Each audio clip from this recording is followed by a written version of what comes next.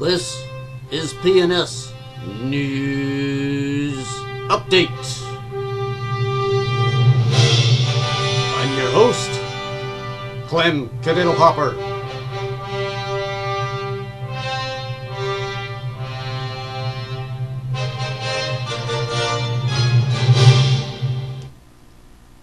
In the news this past week, Frostbite likes to get on a roll with her kind of weird contacts, though it brings an image to her of two dogs stuck together after mating.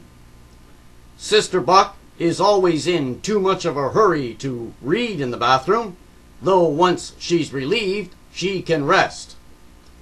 Susan D has given head, explaining this is how she messages the temples. Star's #1 motto is just say no to anal, but since she's often misunderstood because of her screen name, she wants to make it clear she has boobies. Sass has a lingering sore throat, which apparently affects her fingers. We have a cure for that. Gargle with warm, salt water or other salty liquid. Just remember, this time you spit, don't swallow. Niece finally stopped playing with her office pussies long enough to inquire about the release date of Mamma Mia.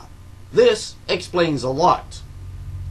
Muffin, crying because no one wants a piece of her, wonders if Duracells will last longer than Energizer Bunny Rabbit. Slow and steady wins the race, Muffin. Mrs. Floyd sucks at cooking, but she and her magic silver bullet are the best she's ever had. Danny thinks 'cause she can drink coffee and work at the same time, she should be working for Yahoo. Since when does anyone work at Yahoo? And remember, Danny, you would be required to actually show up. Leopold's favorite snack may well be Captain Crunch and cold soda pop. She insists on calling Bud Select beer, but we all know it's actually swamp water, or perhaps fish pond water. Karen, pissing you off since '72, admits getting drunk and doing things she couldn't remember. However, she does know her definition of tough love is not using Astroglide. Hollywood's been asking some tough questions lately. How can anyone choose between Help Me Rhonda and Barbara Ann, or Lady Madonna and Eleanor Rigby? Though including Kiss when asking about harmonies may have been a trick question. Helen the Hellion wants only 5 minutes of a back massage, body rub, and toe sucking. No wonder she just gave birth to a baby Dalek, aptly named Derek Pickles, or Rusty Jr. for short. In between sobs, after hearing what the missus said, Mr. Floyd claims the most beautiful girls are from the porn mags under his mattress. Of course, this is the man who wants to see Clementine in her lingerie. There is no accounting for taste. Easy showed his irritable side, threatening to nunchuck Dingleberry's sockets because her funny level dropped 2 levels. Dusty Bluebird thinks the Yamster is fixing the awarding of BAs since he isn't getting them all. Truth is, he's just lost now the election's over and he has nothing to get under people's skins with anymore. Donnie Vick went as George Michael for Halloween and spent the entire night in the bathroom. Unfortunately, he still lost his bid for a seat in the Senate. Costigan almost feels special when he hears the Pretenders' "My City Was Gone" on the radio. Don't worry, Costigan.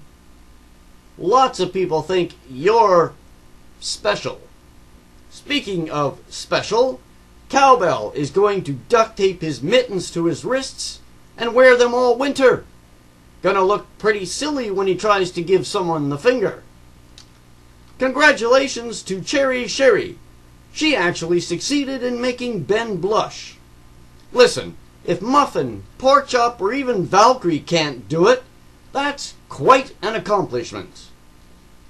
As You Wish hates short jokes.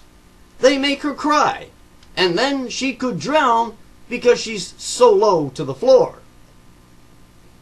When Katz gets a pain in the neck, she uses a household vibrator.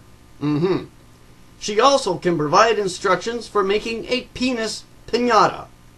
Anyone still think she's that innocent? The artist formerly known as Buck will not be spoofed today. Why? Because his beloved Vikings actually beat the Packers and moved into a first-place tie in the NFC North. We're going to allow him a few moments before reality sets in. Speaking of the NFC North, rumor has it that Frostbite has been hired to show the Lions where the opposing team's goal line is. So long as she doesn't have to use a map or make any turns, forget it. They're toast.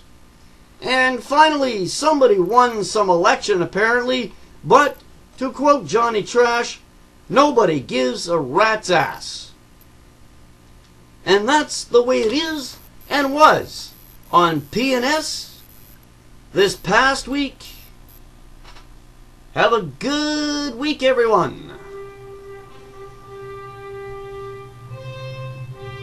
Man, I can't believe we have to do this crap.